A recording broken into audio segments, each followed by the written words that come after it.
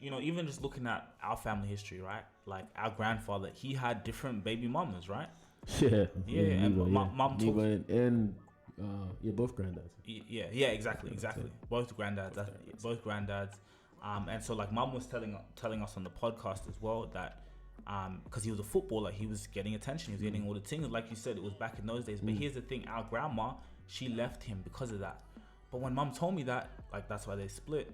But when mom told me that, I was like, but back in those days, I thought, are they not accustomed to that lifestyle of, you know what I'm saying? And he was a big footballer, he was a big name. So I thought about that, but then I was like, well, that's where, because she was a divine woman. So can a divine woman really take, like, she got to take her stance, like, because grandma was an entrepreneur, she was a hustler, she was a, you know what I'm saying, like she had businesses, So it's like, yeah, and obviously we don't know like the finer details, so it could have been other things. I'm just kind of speculating. We talking about our family. So that's what do you think about that? Yeah, that's interesting. I actually spoke to my my mentor was we had a conversation about this, and he gave me one piece of advice. He gave me the best piece of advice ever.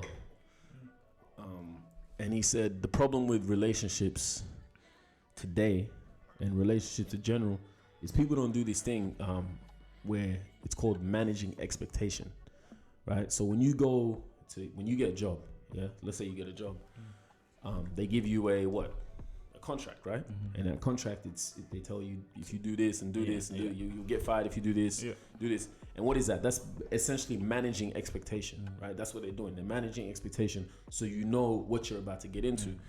So the thing with relationships, and this is probably touching on the grandma and grandpa thing, is maybe he didn't manage that expectation to her at the start, right? On this path of life that I'm on right now, I'm always thinking about the future. I'm always thinking about my financial future. How can I make important moves now that are going to impact me when I'm older? This video is sponsored by Raiz. Every time you get an income, you can set weekly, monthly, daily investment goals. You can put aside money while you're growing and seeking the best future for yourself. For me, what I do is every week I have an amount and it puts the money into the stock market. It's all about compounded interest. The actions and the things that you do today are impacting your future. So for me to continually having that compounding interest of money being put away into the stock market, by the time I'm 30, 40, 50 years old, that amount is generational wealth. That is the power of compounded interest. It's always important to think about your future, always important to think about tomorrow and 20 to 30, 40 years from now. What Raiz has done with the Rubasha Family Podcast, they're going to give you $5 once you sign up with the Raiz app and you're approved. You can start your financial journey today. None of this is financial advice. Hit the link in the description, get $5 into your account once you're approved, and get started on your investment journey today.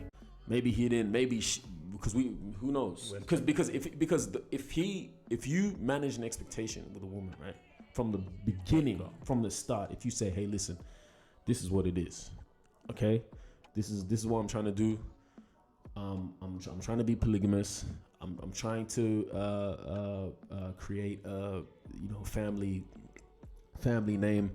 I'm gonna be realistic here. I'm not gonna make you push out 20 kids. That's unrealistic. Yeah, you're not even gonna push out 20 kids. Let's just be real, okay? But I still want 20 children, right?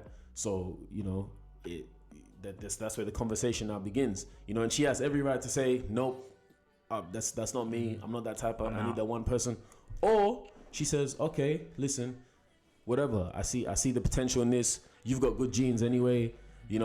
I'd still rather that. I'd still rather a child from you, because I'm telling you, there's women out there in the world that will push you, of course, bro. You know what I'm saying? There are women, especially in Africa, bro. Yeah, no, but not just Africa. Yeah. Even in the West. But it's just people. The thing is people never do the management of expectation. They never have that conversation at the beginning. Maybe they'll, and that's wrong. That's the wrong way to go about it. If you're not going to be polygamous, and you're meeting a girl, or you're meeting a woman, and you're telling her, "Oh, I love you. I'm gonna get married to you," and then later on a baby pops out from somewhere else, then that's you're doing a dirty. Yeah, you're selling dreams, and that's what men do. A lot of men do. Bro. Yeah, because you gotta have. That's what I'm saying. You gotta be only the qualified ones deserve to be polygamous, and a lot of that. You gotta be really courageous. You gotta be fearless, because it takes a lot of balls as a man, you got to think about it. In the society we live in today, it takes a lot of fucking balls for a man to stand up and say, hey, listen, this is what I'm going to do. This is my plan. This is woo, woo, woo. You get what I'm saying?